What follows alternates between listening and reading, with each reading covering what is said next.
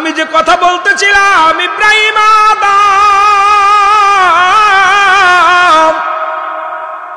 যিনি বালকের বাচ্চা ছিল গো, প্রতিনিয়ত প্রজাদেরকে কষ্ট দিত, প্রতিনিয়ত প্রজারা তার কথায় কষ্ট পেত, ব্যবহারে কষ্ট পেত, কর আদায় করত। আল্লাহ তাকে একটা সতী সাথী নারী দান করেছিল, বিবি তার ভালো একজন বিবি আল্লাহ তার দান করেছিল। বিবি প্রতিনিয়ত ডাক দিয়ে বলতেন, স্বামীরে ও স্বামী, দুনিয়া ছেড়ে দাও, এই দুনিয়ার সব কিছু চন্ন বিচ্ছিন্ন করে দিবে আমার আল্লাহ। আল্লাহ কয় কুল্লু মান আলাইহা ফান, সব কিছু শেষ করে দিবে আমার আল্লাহ। আল্লাহ কয় বান্দারে এই জমিনটা আমি রাখবো না, এই জমিনের মধ্যে যত মাটি আছে গো সমস্ত মাটিগুলো আমি আল্লাহ পুড়ায়া তামা বানায়া দিব।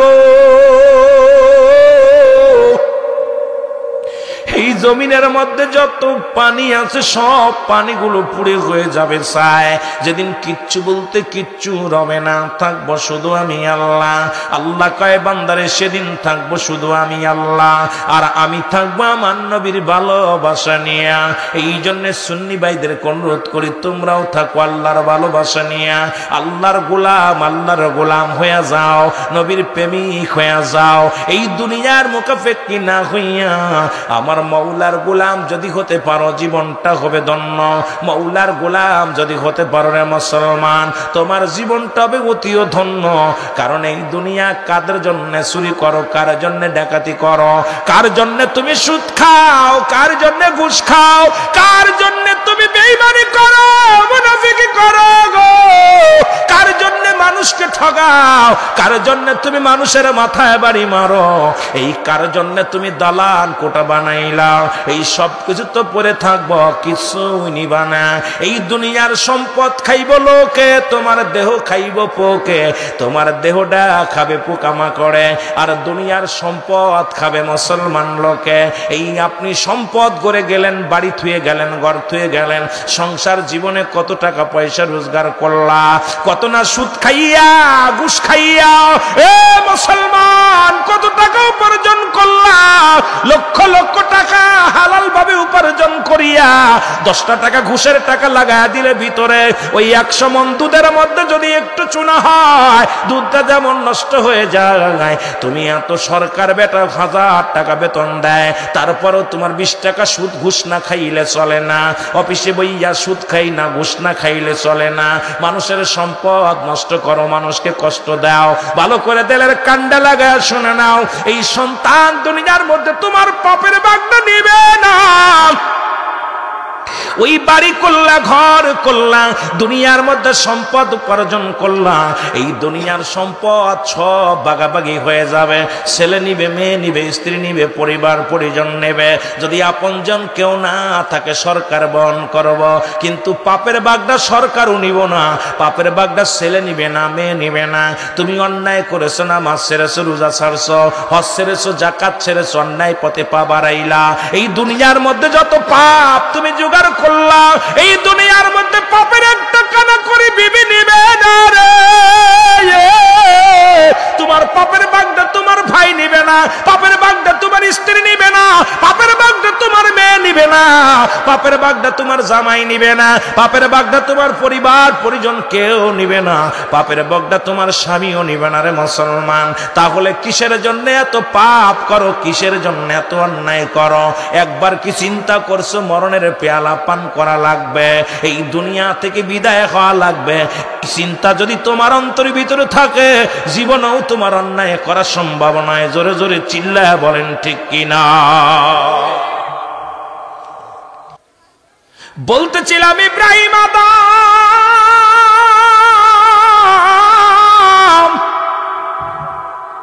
উনি এমন ভাবে মুসলমান, মরণের ভয় তার অন্তরে নাই, শরীয়তের বিধান মানে না। চিন্তা করে আল্লাহ তাকে একটা সতী সাথী নারী দান করেছিল, বলতেছিলাম তার বিবি। বিবি চিন্তা করে স্বামীরে ডাক দে, বলে স্বামীরে আপনার কি মরণের ভয় জাগে না? একবার কি আপনার মরণের কথা অন্তরে জাগে না? কত মানুষ বিদায় হয়ে যায়, কত মানুষের দাফন করালেন, কাফন পরালেন, কত মানুষ বিদায় হইয়া অন্ধকার জগতে ঘুমায় গেছে। স্বামী রে, একবার কি আপনার অন্তরের ভিতরে মরণের চিন্তা হয় না? একবার কি আপনার মরণের কথা স্মরণ হয় না? বালকের বাচ্চা ইব্রাহিম আদম কয়, বিবি রে, আমার অন্তরের ভিতরে কোনো মরণের ভয় নাই। ও বাবা শুনে নাও, একটু আমার মরণের ভয় জাগে না। ইব্রাহিম আদমের বিবি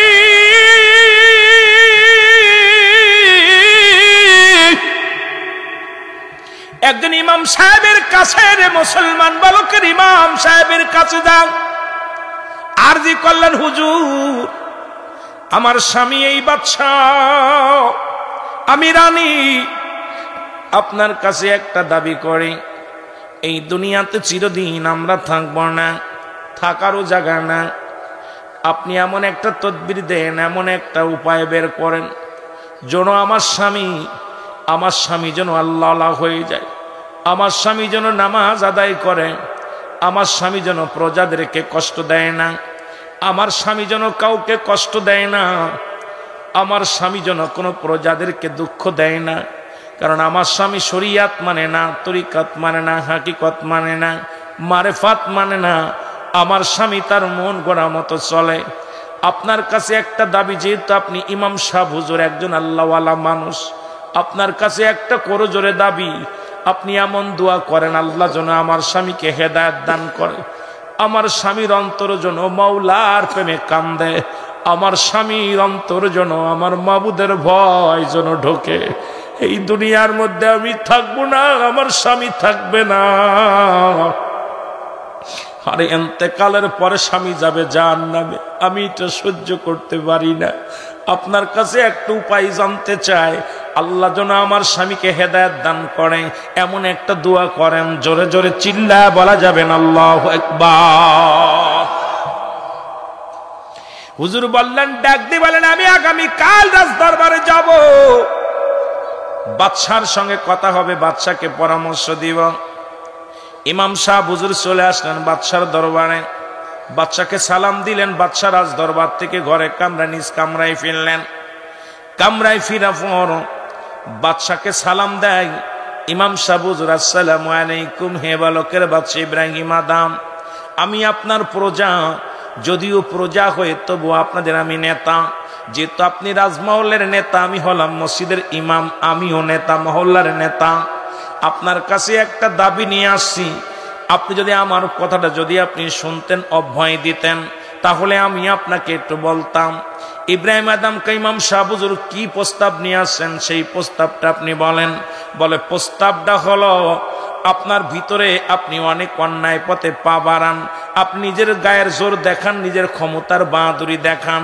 আপনার কাছে আমার একটা দাবি, একবার কি আপনার অন্তরের ভিতরে মরণের চিন্তা হয় না? এই রাজত্ব ছেড়ে চলে যেতে হবে, বাড়ি ছেড়ে চলে যেতে হবে, সম্পদ ছেড়ে চলে যেতে হবে, এই দুনিয়ার সব কিছু পরে থাকবে, আপনি থাকবেন না। এই মরণের চিন্তা যদি আপনার ভিতরে থাকতো, কোনোদিন কোনো প্রজাদের কষ্ট দিতেন না। মরণের চিন্তা যদি আপনার ভিতরে থাকতো, জীবনে কোনো প্রজা আপনার জন্য চোখের পানি ফেলতো না। যদি মরণের চিন্তা আপনার মধ্যে থাকতো, তাহলে এই রকম কষ্ট পায়া প্রজারা দুকে দুকে মরত না। একটা দাবি করি, আপনাকে দুনিয়ার সব ছেড়ে চলে যেতে হবে। একটা বার বসে চিন্তা করেন, ওই মরণের চিন্তা, জোরে জোরে চিল্লায় বলেন আল্লাহু আকবার। মরণের কথা মানুষ, মরণের কথা মানুষ স্মরণ রাখলা না। আজরাইল আসিলে পারে রক্ষা পাবি না, বলেন আজরাইল আসিলে পারে রক্ষা। হুজুর বললেন, ইব্রাহিম আদম,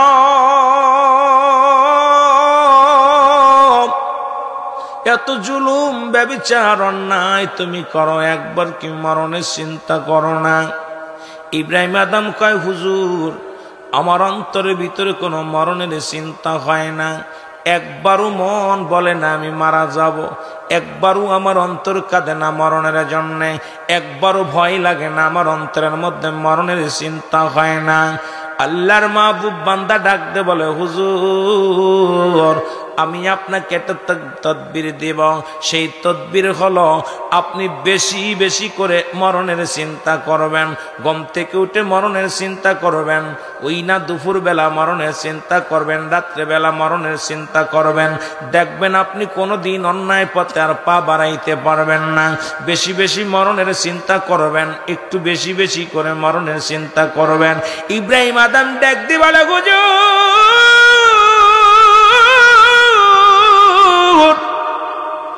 আমার অন্তর ভিতরে মরণের ভয় জোগে না রে, তবু আপনি যেহেতু বললেন মরণের চিন্তা যদি আমার ভিতরে ঢুকাইতে পারি ততই কতই না উত্তম। ইব্রাহিম আদম একটা স্বর্ণ এই 100 দানা বানাইয়া সকালবেলা ঘুম থেকে উঠা কয় মৌত মৌত মৌত মৌত, এবং রাত্রেবেলা ঘুমানোর সময় কয় মৌত মৌত মৌত। একটা মাস যায়, 2টি মাস যায়, 6 মাস চলে গেল, বছর ঘুরে আসলো, কিন্তু ইব্রাহিম আদমের কোনো পরিবর্তন হয় নাই। ইব্রাহিম আদম এমন ভাবে মুসলমান মৌলার ভয় তার অন্তরে জাগে নাই, উনি তো মৌত মৌত চিন্তা করেন। আল্লাহর ও মুসলমান শুনে ইব্রাহিম আদমের বিবি চলে গেলেন আল্লাহর মাহবুব বান্দার কাছে। ইমাম সাহেব হুজুরকে ডাক দে বলে, হুজুর আমার স্বামীকে আপনি কি তদবির দিলেন? আমার স্বামীর তো কোনো পরিবর্তন হলো না, আমার স্বামী তো আরো বেশি জুলুম করে, প্রজাদেরকে কষ্ট দেয়, এই দুনিয়ার মধ্যে মরণের চিন্তা একবারও হয় না। এই আল্লাহর মাহবুব বান্দা ডাক দেখো, আমি যাব আগামী দিন রাজদরবারে দেখে আসতে যাব। আগামী দিন চলে আসলেন রাজদরবারে আল্লাহর ওলি, আল্লাহর মাহবুব বান্দা, জোরে বলো আল্লাহু আকবার।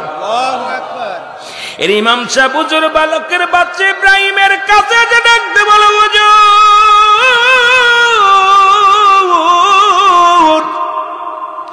একদিন গেল, 2 দিন গেল, সপ্তাহ গেল, মাস গেল, বছর ঘুরে আসলো, কিন্তু আমি শুনেছি আপনার ভিতরে কোনো মরণের চিন্তা হয় না, আপনার ভিতরে মরণের চিন্তা হয় না। আজকে আমার দেশের অনেক ভাই আছে দেখবেন সুদ খায়, ঘুষ খায়, একটা পা কবরে চলে গেছে, এখনো বাজারে গেলে সুবরি চুরি করে, এখনো একটা পা কবরে চলে গেছে, পরের জমিন ফসল ফটায় খাওয়ায়, দুনিয়ার মধ্যে গরু ছাগল ছেড়ে দিয়ে মাথার মধ্যে টুপি থাকে, পরের ফসল নষ্ট করে, আবার নাতিরে বিয়ে করতে চাই, লাভ দে বুড়া পা গেছে কবরে একটা, এরপরেও কয় নাতিরে বিয়ে করব, নাতনিরে বিয়ে করব। ওরে মুসলমান শোনো, কারণ আমাদের দেশেও অসংখ্য মানুষ এমনি আছে এখনো তাদের ভিতরে মরণের ভয় জাগে নাই, এখনো যে দাড়িগুলো পাক ধরেছে, আমার বুঝি মরা চিঠি আইয়া গেছে, এই চিন্তা তার ভিতরে এখনো আসে না রে মুসলমান। এখনো নামাজ ছেড়ে দিয়া টিভি দেখে, বয়া বয়া দোকানের মধ্যে টিভি দেখে, দেখা যায় বেগানা মহিলার নিয়ে আড্ডা মারে, রং তামাশা করে, এখনো দাড়িগুলো ডেকে ডেকে টিভির সামনে বয়া বয়া চা খায়, কিন্তু আজানো দিকে হয়ে যায়, একবার অন্তরের ভিতরে মাওলার প্রেম নাই। এ মুসলমান বুড়া খুঞ্জুর হয়ে গেছে, টুপি মাথায় আছে, এ মুসলমান শোনো, হয়তো নামাজ আদায় করে আসরের নামাজ বা মাগরিবের নামাজ, যোহর তো পড়ে না, মাগরিবও পড়ে না, ইশা পড়ে না, ফজরও পড়ে না, কারণ অন্তরের ভিতরে মাওলার প্রেম ঢোকে নাই, মরণের চিন্তাও আসে নাই। ওই ব্যক্তি কেমনে মাওলার বন্দেগী করবে? কারণ ওর ভিতরে ঢুকছে দুনিয়া, দুনিয়া ঢুকছে, ওই দুনিয়ার প্রেম যতক্ষণ পর্যন্ত ভিতর থেকে না জাগবে, যতক্ষণ পর্যন্ত দুনিয়ার প্রেম তোর ভিতর থেকে না সরবে, মাওলার ইবাদত করে শান্তি পাবে না। জোরে বলেন ঠিক কিনা? এ মুসলমান গভীর মনোযোগ, হুজুর এসে ডাকতে বলে, হুজুর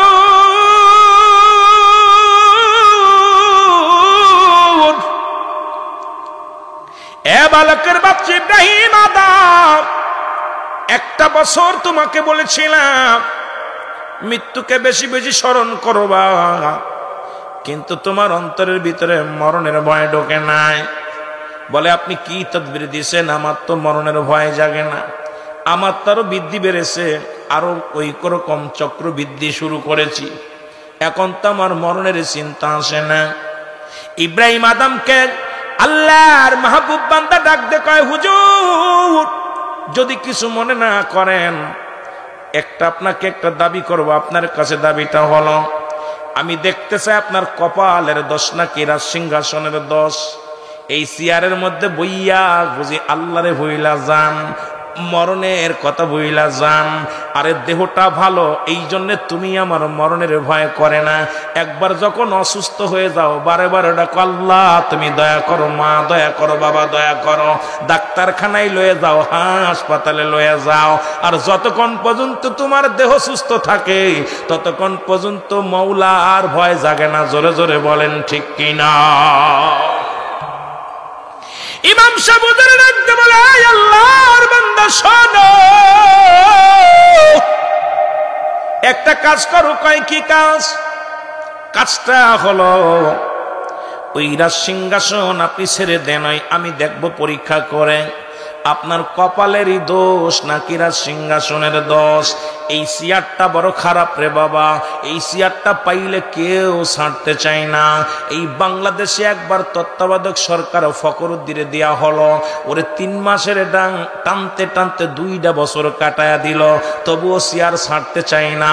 এই চেয়ারে বড় মজা, এই চেয়ারটা পাইলে এই দুনিয়ার সব ভুলে যায়। চিন্তা করেন আমার আগামী দিন কি হবে এটা তার মনে থাকে না।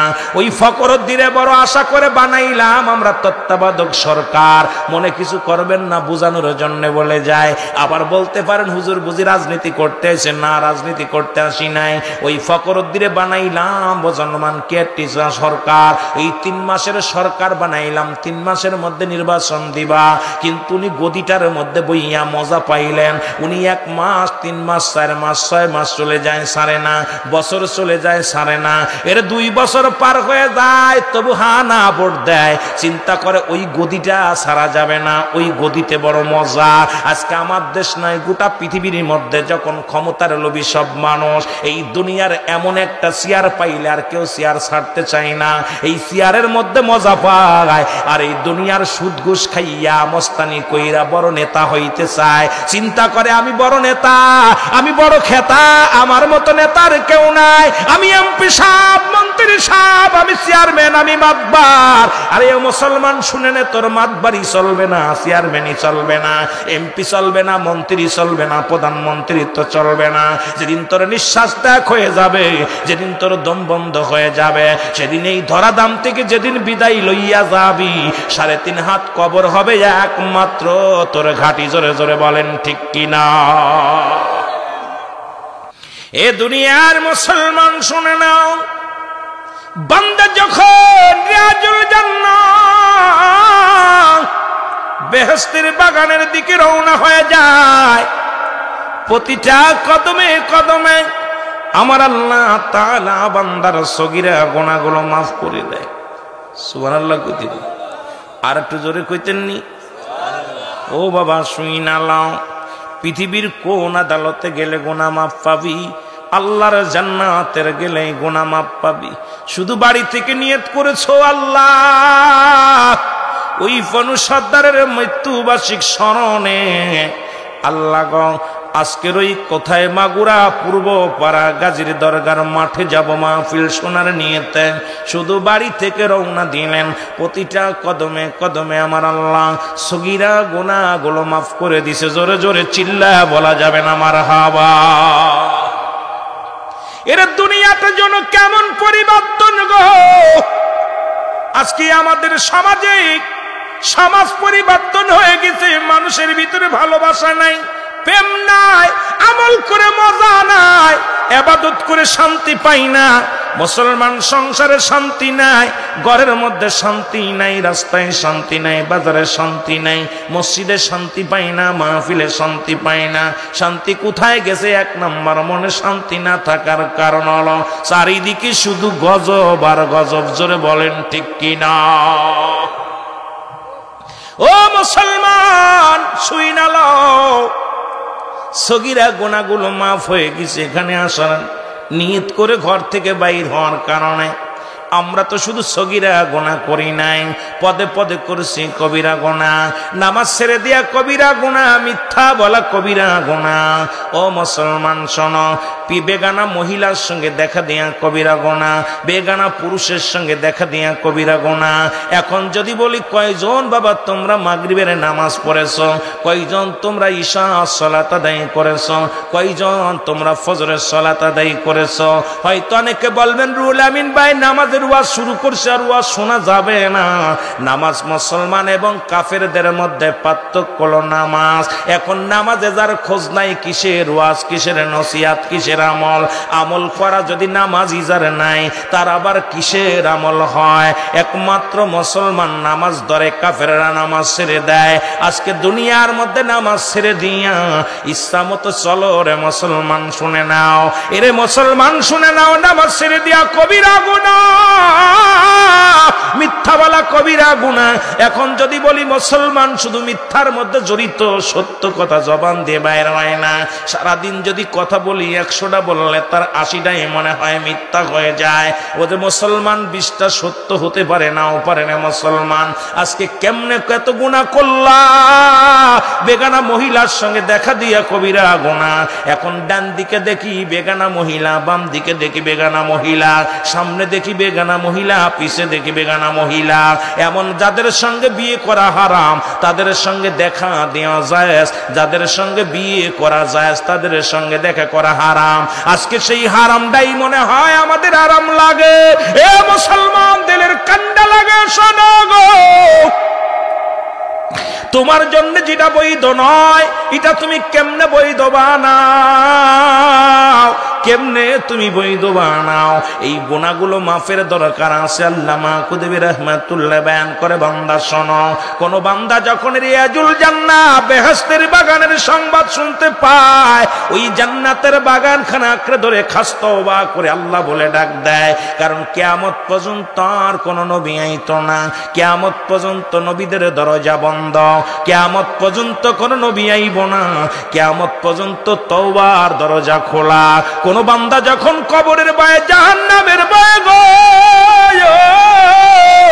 বান্দা যখন কবরের কত মনে করিয়া জাহান্নামের ভয়ে বান্দা যখন খাস তওবা করে, আল্লাহ বলে ডাক দেয়, আমার আল্লাহ ওই বান্দার জীবনের দরিয়া দরিয়া গুনাহগুলো মাফ করে দেয়। জোরে জোরে চিল্লায়া বলা যাবে না মারহাবা।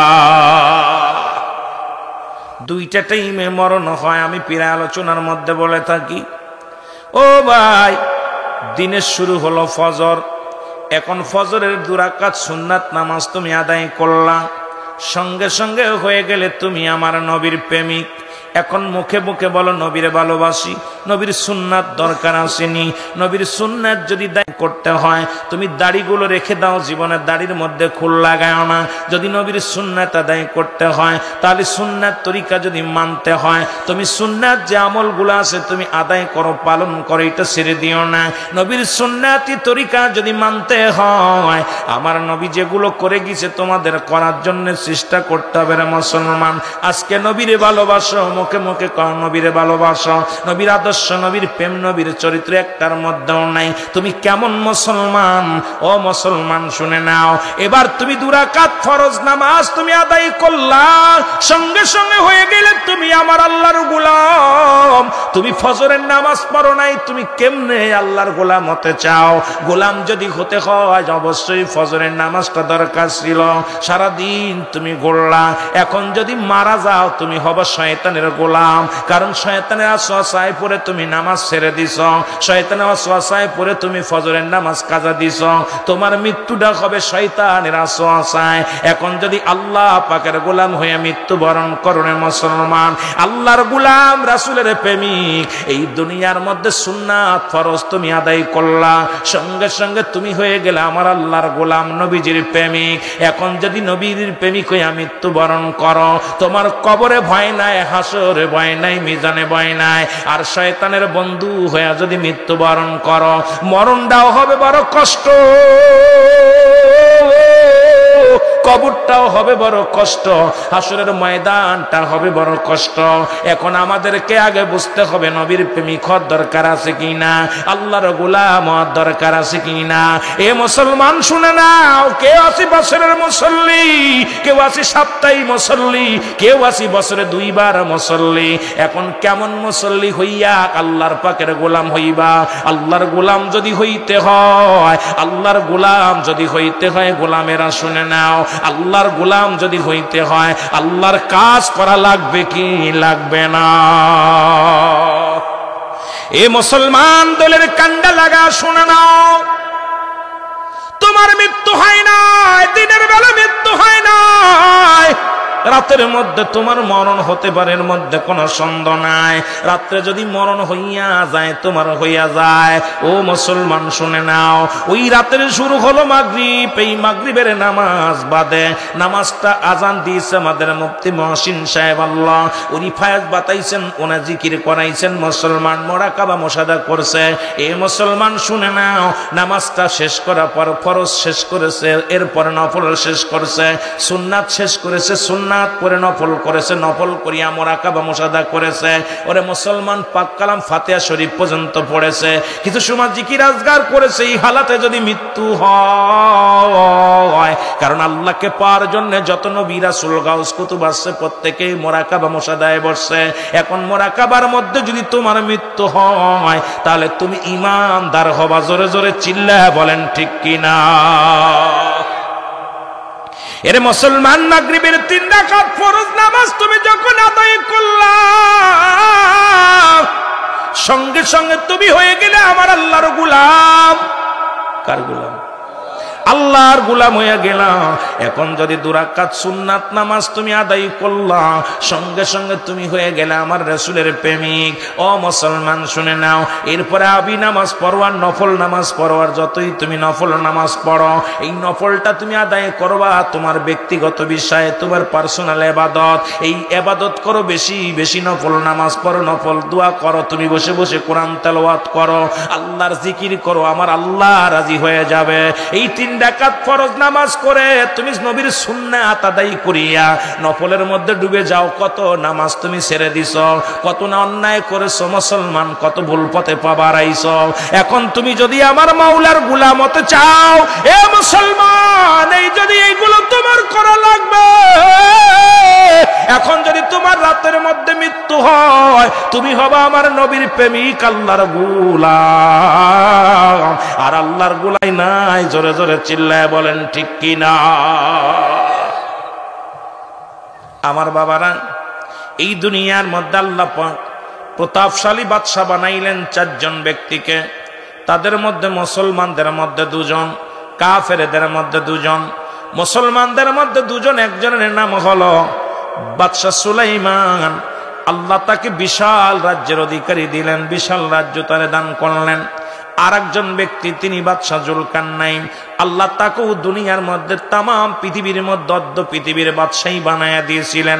কাফেরদের মধ্যে 2 জন, একজনের নাম হলো মুসলমান, শোনো, একজনের নাম হলো নমরুদ বাদশাহ, আর একজনের নাম হলো বুকতানসর।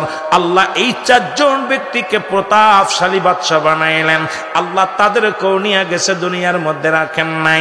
কত রাজা, কত বাদশা, ফিরাউন, নমরুদ, কারণ দুনিয়ার মধ্যে আসলো, সবাই কাল্লা নিয়ে গেছে। আপনাকেও নিয়ে যাবে, থাকার জায়গা না, চলে যেতে হবে এই দুনিয়া ছেড়ে।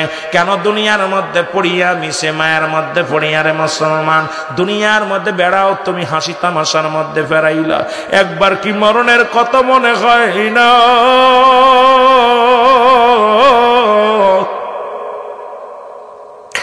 এর মরণের কত যদি মনে হয়, কেমনে তুমি নামাজ ছেড়ে দাও?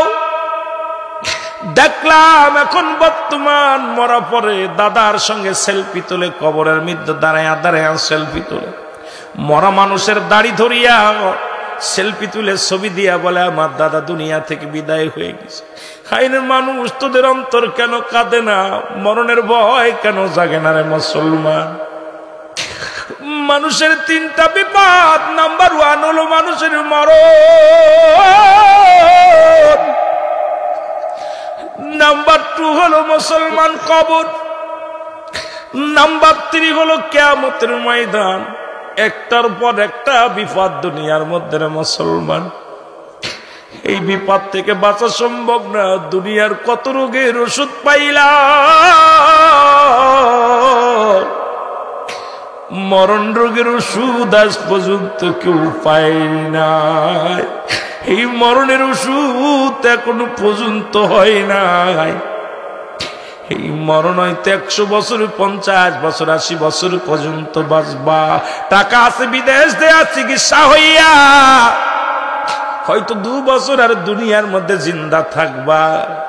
মুসলমান আমেরিকা, লন্ডন নিয়ে তোমাকে চিকিৎসা করাইয়া হয়তো তোমার আল্লাহ পাক আর 2-1 বছর 50 দিন হায়াত বাড়াইয়া দিবে, তবুও মরা লাগবে। এই মরণের পেয়ালা পান করতে হবে, এর মধ্যে কোনো সন্দেহ নাই। জোরে জোরে চিল্লায় বলা যাবে না, ঠিক কিনা? আর একটু জোরে জোরে চিল্লায় বলা যাবে না, আল্লাহু আকবার। এ আমার ভাইরা,